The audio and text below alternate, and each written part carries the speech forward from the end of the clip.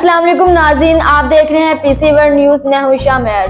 नाज़रीन, मैं आपके लिए लेके आई हूं एक नया प्रोग्राम जिसका नाम है न्यूज टुडे, जिसमें हम रोज की अहम खबरों पर बात करेंगे। हमारे साथ इस वक्त मौजूद हैं जीडी हैदर साहब। आइए उनसे बात करते हैं। तो जीडी हैदर साहब, जैसा कि आज 23 मार्च का दिन है, 1940 को इसी दिन करारदार पाकिस्तान मंजूर हुई थी। तो करारदार पाकिस्तान के मुताबिक क्या पाकिस्तान की तमीर और तरक्की हो पा रही है? जी, बहुत शुक्रिया नाज़रीन। सबसे पहले तो आपको माह रमज़ान की जो खुशियाँ हैं मुबारक हो। जो बड़ा महीना है बाबरकत, अल्लाह ताला सबको इसमें अपनी बरक़ात से नवाजे। दूसरा 23 मार्च 1940 करारदाद पाकिस्तान, डेफिनेटली उसकी भी मुबारकबाद हो, क्योंकि करारदाद जो मंजूर हुई उसके बाद हमारा मुल्क जो है 1947 में जो है वो माज़ वजूद में आया।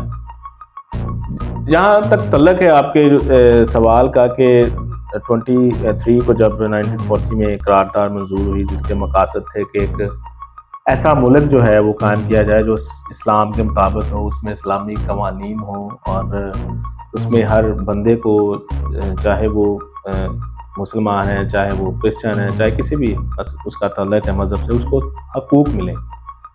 बेसिकली तो इस्लामी मुल्क इस्लामी जमहूरिया पाकिस्तान के नाम से इसको लाया गया, लेकिन ये तमाम लोगों के लिए बराबर हकूक़ बनाने वाला मुल्क जो है, प्रोवाइड करने वाला मुल्क जो है, वो इसको बनाया गया।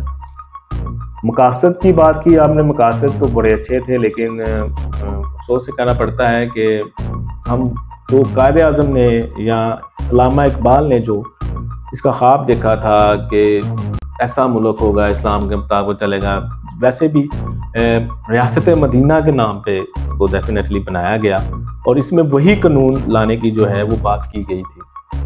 लेकिन हमारे जो शुरू से हमारे फर्स्ट लीडरान से बाद जो अब तक हमें लीडरान जो मिले हैं, अफसोस ये है कि वो हमें अभी तक हमें उस गुलामी से निजात नहीं दिला सके जो अल्लामा इकबाल और जो कायदे आज़म ने जिसका ख्वाब देखा था कि एक अलहदा रियासत हो, उसमें मुसलमानों के हकूक़ को पामाल ना करे, और मुसलमानों को हकूक़ तो मिले ही मिले, लेकिन जो नेक्स्ट जो अगले मज़ाहिब हैं उनको भी मिले।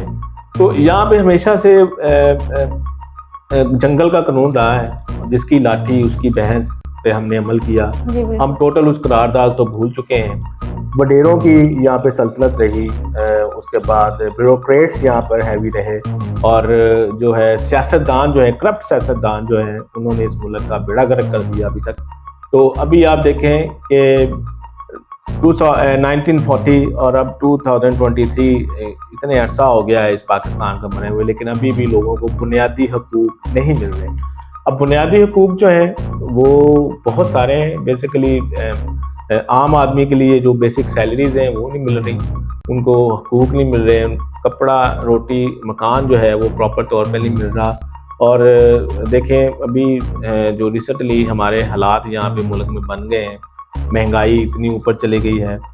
क्या हमने करारदाद पाकिस्तान को या पाकिस्तान के बनाने का यही ख्वाब देखा था कि यहाँ पे लोगों के हकूक़ों को पामाल किया जाएगा?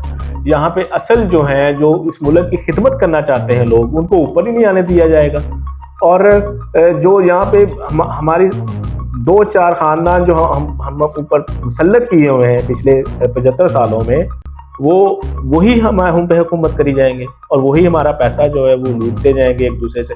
लेकिन अब अवाम को भी चाहिए, अवाम को यहाँ पे अब फैसले लेने होंगे, कोई नए लोगों को यहाँ पे लाना पड़ेगा। जो देखें, स्पेशली कुछ ऐसी हमारी तंजीमें हैं यहाँ पे जिन्होंने हमेशा ही, मैं नाम तो नहीं लूँगा, नाम से लोगों को जो है ज़ाहिरी बात है वो एक फेवर हो जाती है, लेकिन स्पेशली हमारी 1-2 तंजीमें ऐसी हैं, इस्लामी तंजीमें हैं, उन्होंने हमेशा फौज के साथ भी शाना बशाना काम किया और पाकिस्तानियों के लिए बहुत सारी ऐसी चीज़ें कायम की रखी हैं, अभी तक रखी हुई ऐसी फाउंडेशंस हैं जो जहाँ कभी कोई आफत आती है, कोई जंजला आता है, कोई सैलाब आता है, कोई ऐसी चीज़ें होती है, विसार हो जाते हैं, वो सबसे आगे होती है। तो उनको क्यों नहीं भाई आप चांस देते? आपको नज़र क्यों नहीं आता कि ये हमारे असल जो है हमारे साथ, और जो सियासतदान है, करप्ट सियासतदान है, वो हमें हमेशा लूटते रहेंगे, हमारी पॉलिसी वो कुर्सी खेलते रहेंगे। तो खुदारा अब इस पे ये आप करें कि ऐसे लोगों को लेके आए जो करारदाद मकासद जो है उस पर पूरा करें।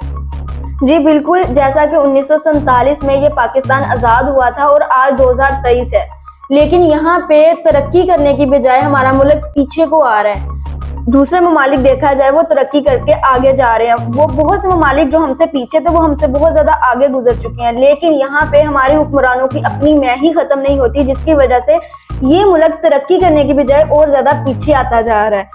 तो यहाँ पे हम एक और बात करते जाते हैं इलेक्शन के बारे में। पंजाब में इलेक्शन जो है मुलतवी कर दिए गए और 8 अक्टूबर को नई डेट दे दी गई है इलेक्शन के लिए, तो इसके बारे में आपका क्या कहना है? देखिए, ये तो इसमें पहले ही तहफ़्फ़ुज़ात थे। मैंने अपने प्रोग्राम में, जो हमारा प्रोग्राम आता है, उसमें मैंने कहा था कि ये जो इलेक्शन जो हैं ये मुलतवी हो जाएंगे।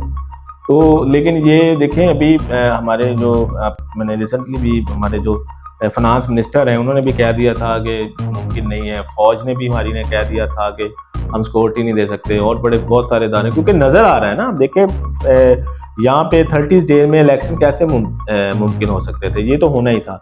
लेकिन ये ऐसी पॉलिसीज़, पहले तो आपको ऐसे ही ख्वाब नहीं दिखाने चाहिए लोगों को। देखें, इलेक्शन कैंडिडेट्स जो हैं उन्होंने भरपूर तरीके से इसमें पार्टिसिपेट किया, उन्होंने कागजात नामजदगी जमा करा दिए, स्क्रूटनी हो गई। अब टिकटों का दूसरा सिलसिला कार होना था तो उन्होंने मुलतवी कर दिया। देखें, अब 8 तारीख को जो होते हैं वो क्या कहते हैं कि जब देखेंगे तब भी इलेक्शन का क्या सिनेरियो बनता है। अब देखना ये है कि इसी फीसों पे उनको वहाँ पे डिले किया जाता है कि दोबारा इनकी फीसें वापस होती हैं या इनको दोबारा उसी पे ही लाया जाता है। तो आप देखेंगे ये एक तहफ़्फ़ुज़ात तो थे। अब पीटीआई जो है इस पे भरपूर एहतजाज करेगी, ये नहीं कि वो चुप बैठेंगे। कल फ़रख हबीब का भी बयान आया और उनके जो हैं कैंडिडेट्स हैं, रहनुमा हैं, उनका बयान आया कि ये गवर्नमेंट जो है उन्होंने गलत किया है और हम इस पे एहतजाज भी करेंगे। लेकिन एहतजाज से होगा कुछ नहीं। अब जो इलेक्शन कमीशन, एक तरफ तो कह रहे हैं कि इलेक्शन कमीशन के पास जो है वो इख्तियार नहीं है, दूसरा वो आइन की शिकवी बताई जा रहे हैं कि उसके पीछे छुप के उन्होंने इसको जो है वो मुलतवी कर दिया है। तो ये मुलतवी तो होने थे, लेकिन अब एक और नया पंडोरा बॉक्स खुल जाएगा। लेकिन पहले ही लोग इतने पिसे हुए हैं। पहले खान साहब की वो क्या कहते हैं उस पर गिरफ्तारी पे हमने एक सिनेरियो देखा। पिछला पूरा मंथ जो है वो मुल्क को जगमगा लाया हुआ है ना लोगों ने। महंगाई पर तवज्जो नहीं है। जो हमारी आटे की कीमत है वो 3 गुना बढ़ा दी है। बहुत सारी चीज़ें जो है, रमज़ान है, खुदारा ये प्लीज़ मेरी रिक्वेस्ट है इन लोगों से कि ये जो सियासत है, ये इंतशार की सियासत है जो हुकूमत और ये पार्टीज़ में जारी हैं, ये इसको बंद करें। आम आदमी के लिए सोचें। इलेक्शन इस मुल्क का ज़रूर हल है। ये नहीं कि हम कहते हैं कि इलेक्शन ना कराएं, लेकिन जब इलेक्शन को आप टाइम पे कराएंगे तो फिर ही है। जब आप एक तहफ़्फ़ुज़ात देते जाएंगे उस पर, आप उस पर लोगों को गलत ट्रैक पर चलाएंगे तो फिर ऐसे देखें, आप 8 अक्टूबर की इन्होंने डेट दे दी है, तब भी आपका कौन सा को गारंटेड है कि वहाँ पे इलेक्शन हो जाएंगे। लेकिन बहुत ज़रूरी ये है कि इलेक्शन को है करवा लिया जाए। और यहाँ पे मुल्क में जो है, जो अफरा तफरी है, जो सियासी इंतशार है, सियासी स्टेबिलिटी जब तक नहीं आएगी, हमारी मैशत को है वो स्टेबिलिटी नहीं आएगी। तो ये है कि अब हुकूमत को और बाकी पार्टीज़ को मिलकर ये फैसला करना होगा। ये ना हो कि एहतजाज करते हम उसी में दिन गुजार दें, लेकिन आपस में बैठ के वो कोऑर्डिनेट करें और ताकि हमारे मुल्क में जो सियासी बेहतरी आ सके।